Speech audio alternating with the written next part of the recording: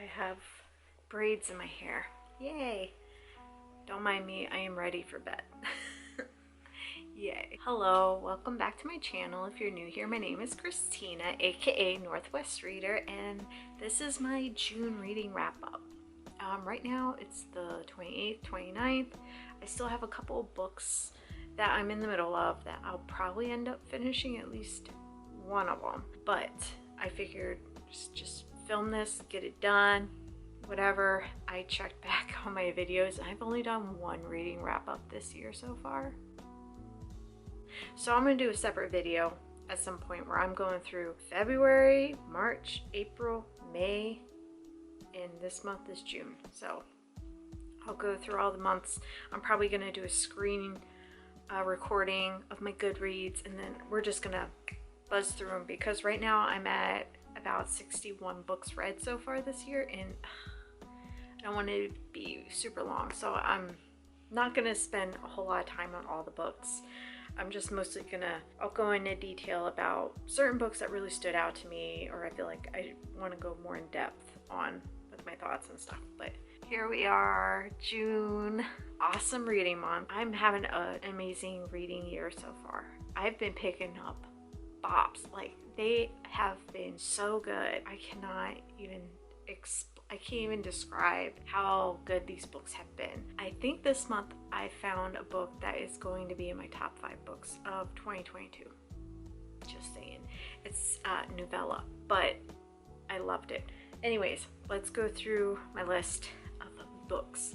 The first book I finished, I actually had it as an e-arc on NetGalley, but then it took me forever to read it, so I actually ended up getting a physical copy from a library.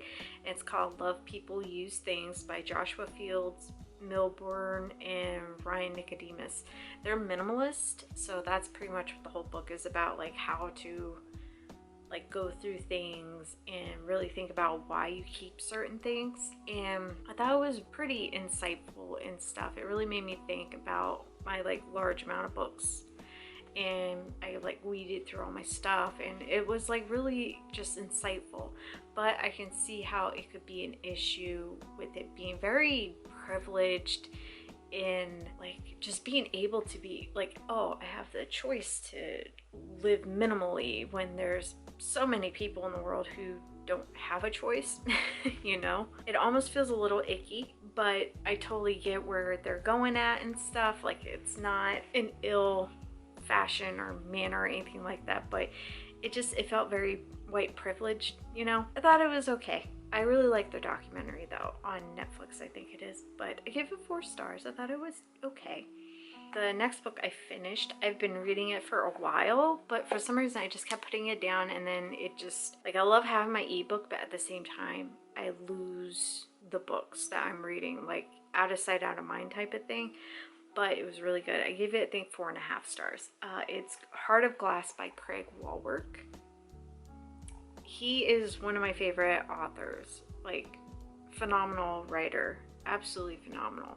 I wanted to hurry up and read this before his 3rd book in the Tom Nolan series, the Detective Policeman series. Well, it's a trilogy. The final book is coming out this year, and this is part of that world, and I really wanted to get a feel of this before reading the final book, which I'm like excited for, but at the same time I'm really sad about. But this is about a couple who, like, she's a nurse and he works at like a photo lab type of place, and they do mercy kills of older people and stuff like that. And it's really sadistic, and like it's very interesting characters. And they're a couple, but not really a couple, but kind of a couple.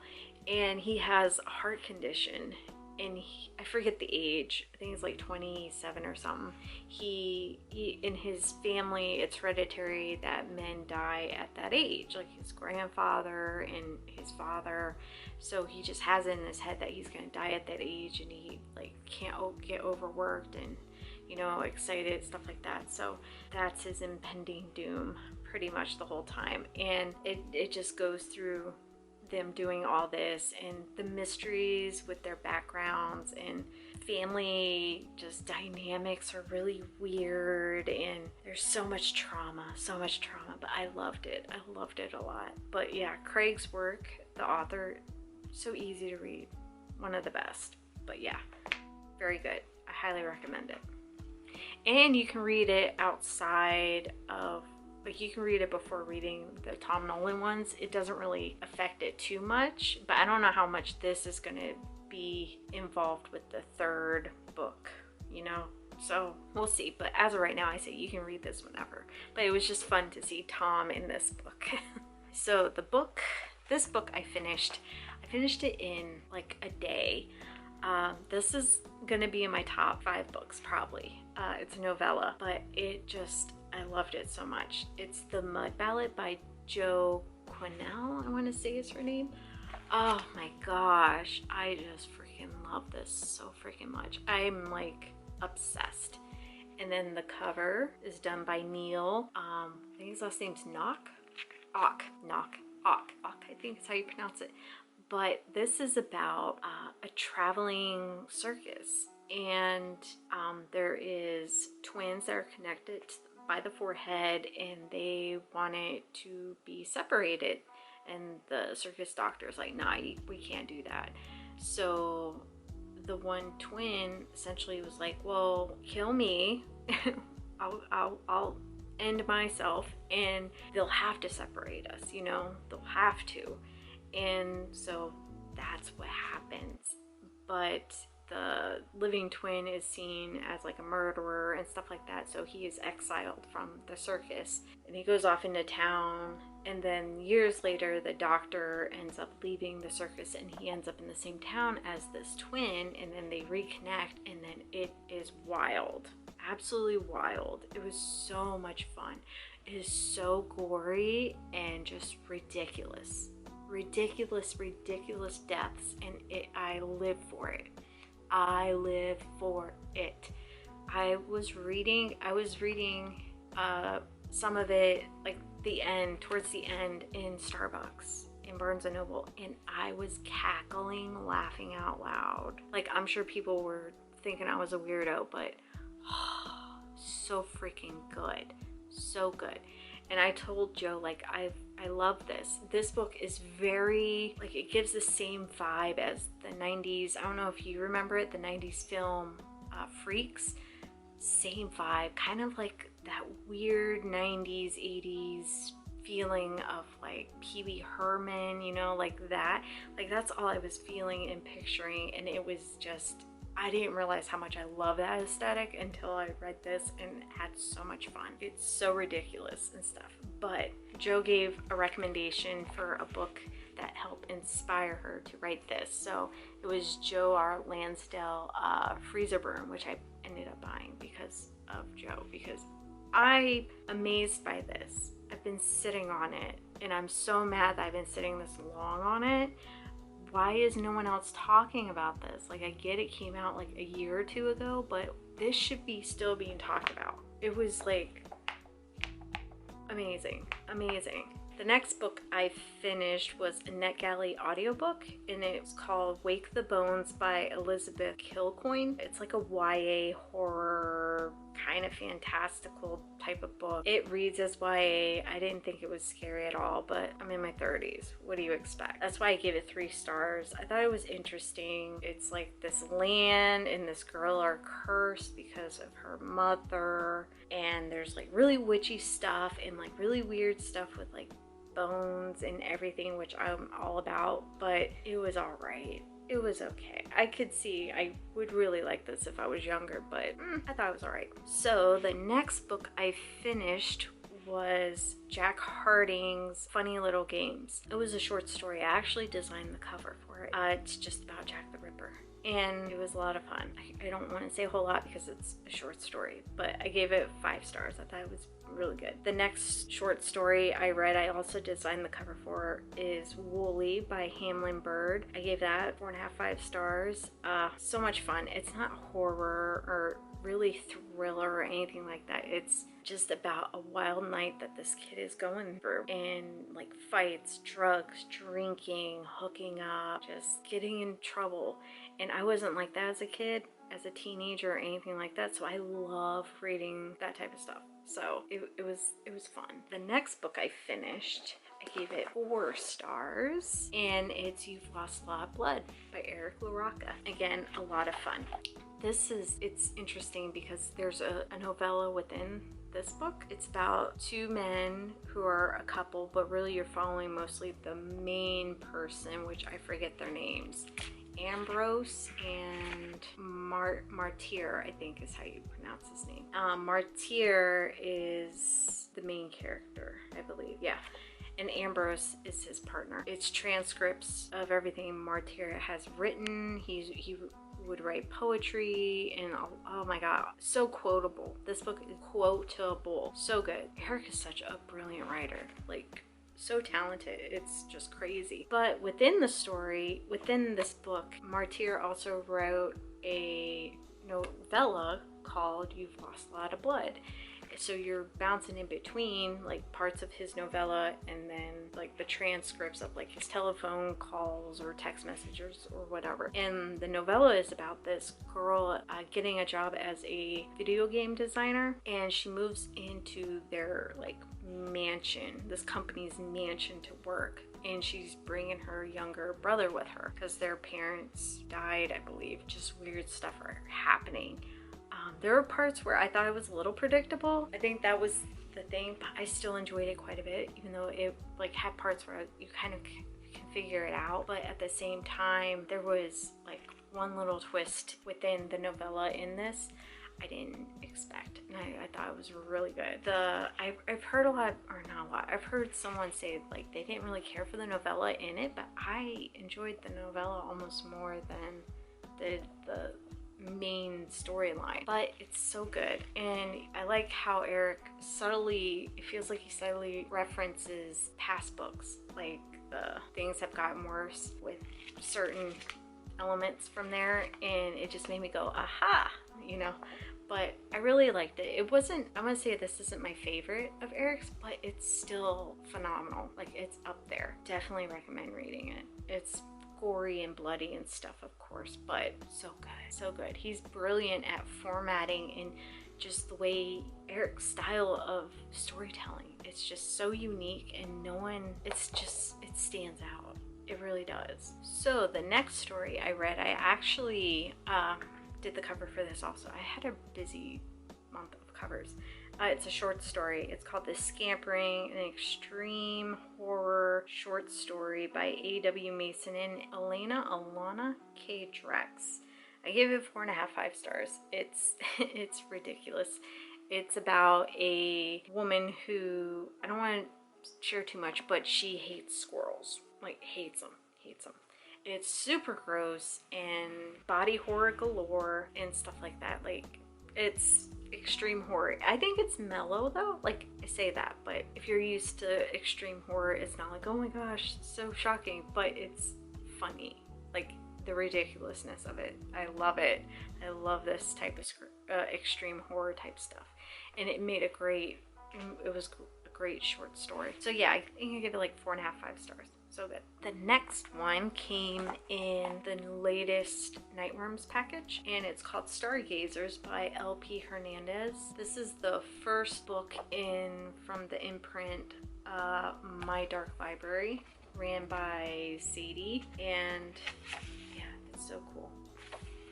And it has like one of the coolest author plates I've seen. Like, that's so cool. It's super dope. I need to put it in here because I'm going to keep the book. I think I gave it 4.5, 5 stars also. Like I told you, this month has been stellar. Such a good month.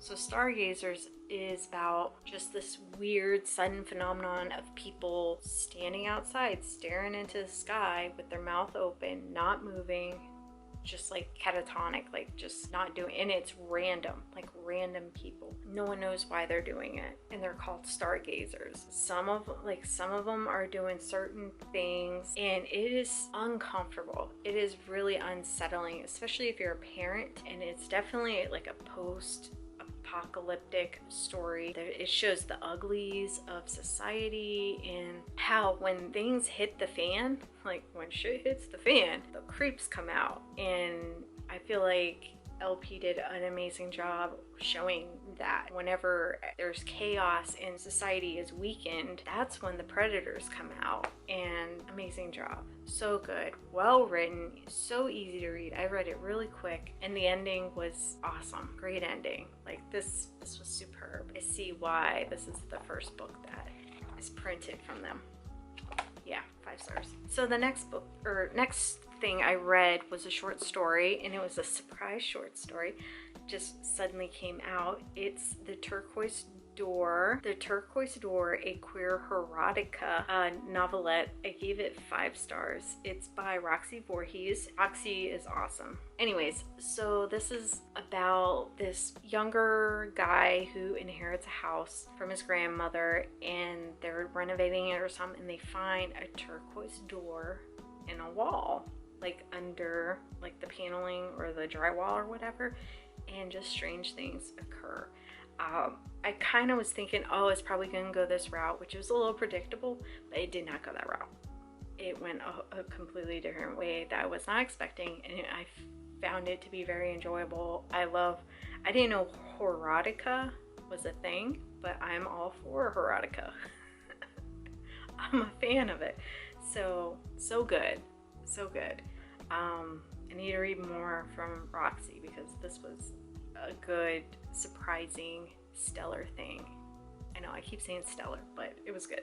So the next book I read, because it's infamous, I haven't read it, but everyone's like, oh my gosh, it's so messed up. But it's Duncan Ralston's Woom. This is, like I said, it's infamous. It is about a guy who hires a working woman to meet him at a hotel room, and he, throughout the book, he's telling her, I think it's like 3 different stories that happened in that room, and it was very kind of like dead time stories type of feeling, you know, like just the old school horror style of telling a story, and I really like that. I think I gave it 4 stars. Yeah, I gave it 4 stars. I thought it was okay. It had really gross moments for sure, but it wasn't, I don't know, I don't think it was as horrific as everyone's making it. The next morning. Hello again. My camera died last night when I was in the middle of filming this, so I had to charge it throughout the night. So it's the next day. My hair isn't in braids anymore. Anyways, it's an extreme horror story, which I think this is like a good starter extreme horror book for people who aren't super familiar or not used to this subgenre of horror. I've read quite a bit of extreme horror, so I wasn't like completely shocked by what happened. And then probably almost halfway through, I kind of figured out where it was going, and it went that way, which I'm not mad that I figured it out because I didn't know the end result of that weird little craziness at the end. But it definitely has some nasty parts, some gross ew parts. There's goriness and just a lot of poop butt stuff, which is like really interesting. But I enjoyed it. I thought it was decent. Yeah, 4 stars, not bad. Another book I finished, the author actually reached out to me months ago and asked if I wanted to receive an art copy to read and review, which I did. It's already out. It came out the end of this month, but it is Beneath Cruel Waters by John Bassov.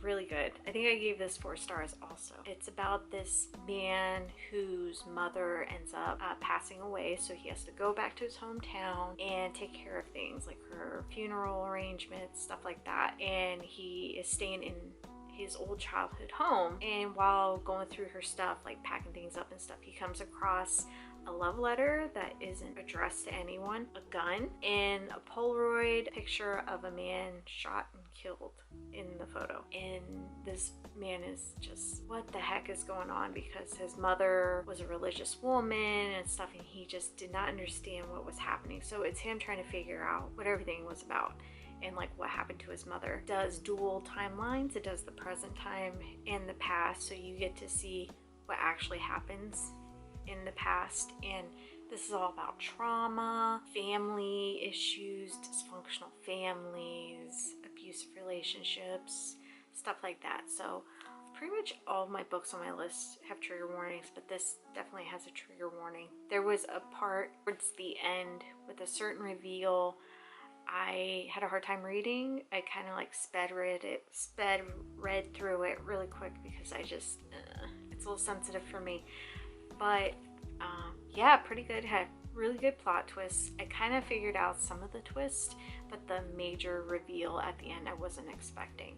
So really good. My first John Bassett book.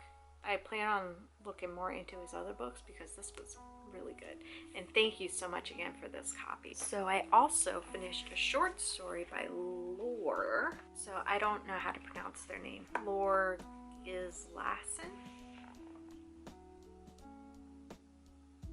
But I read this short story. It was free from Darklight Press. Super, never read anything by Lore before, so I checked it out and it was really good. It's a really, really fast-paced, quick read. It's about this woman, this mother who's woken up in the middle of the night by her child, and her daughter says, oh, there's a stinky, smelly old man outside of our house. So the mom goes and investigates, and just absolutely what? It was wild. This is the type of short story horror I really love.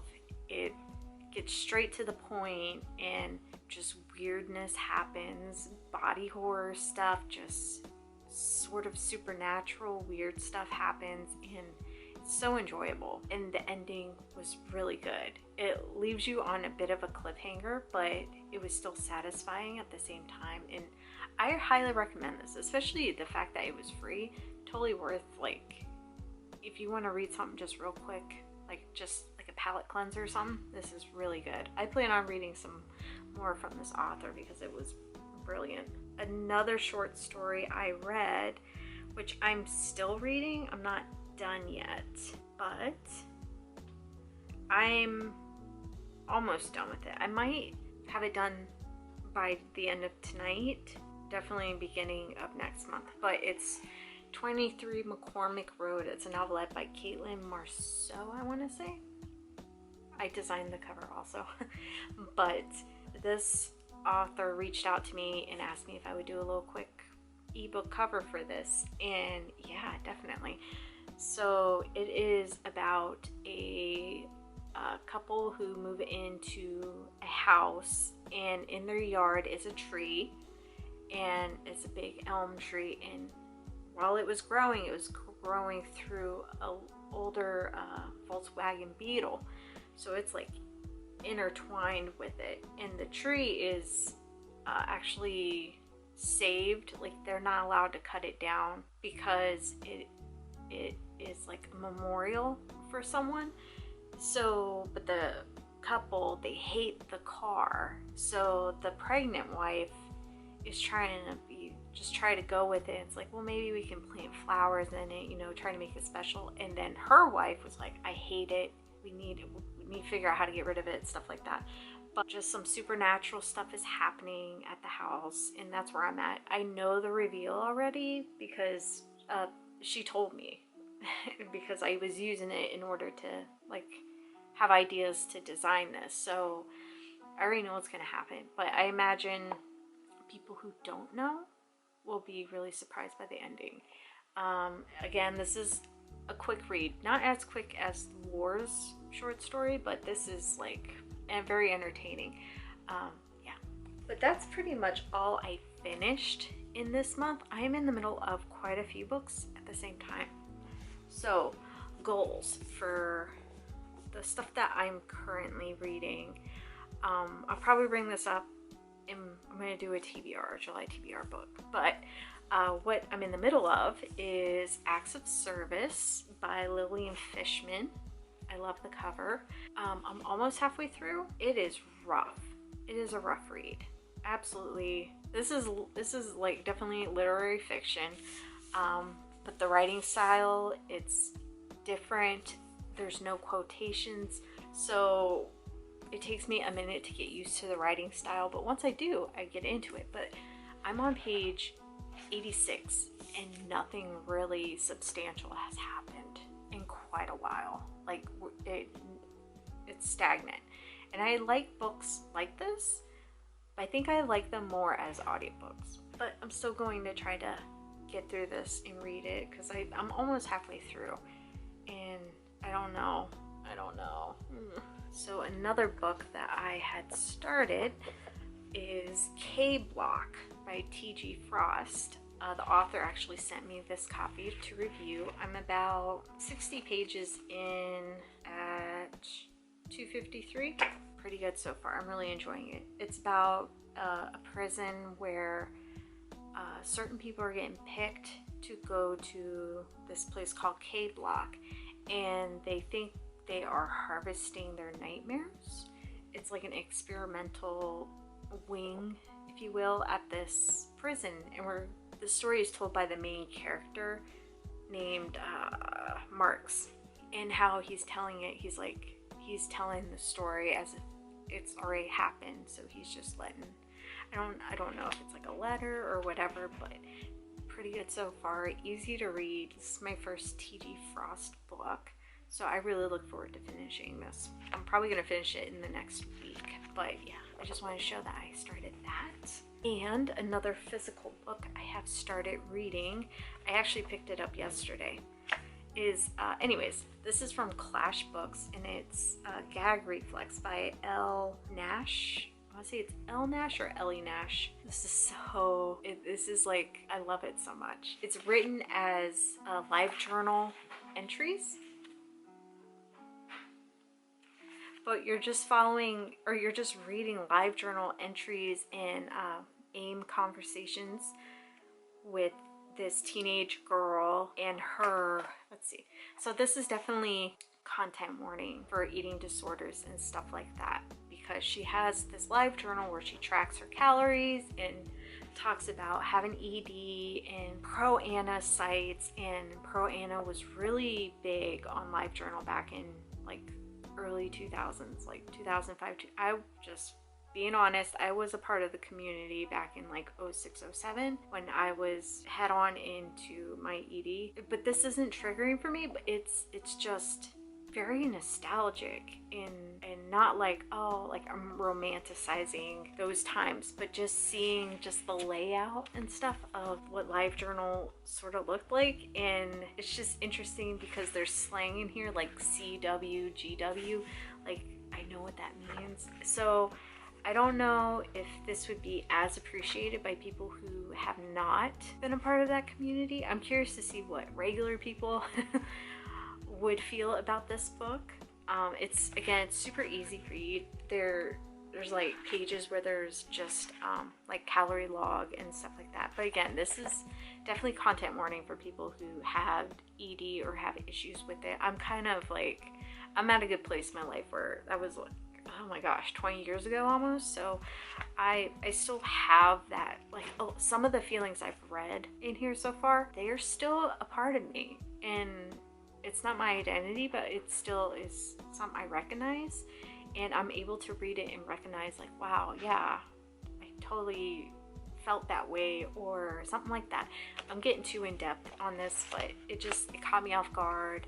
I love the cover and just the title, so I had pre-ordered it, and yes, I might do a special video just for this, a review video for this, because I'm in love with it.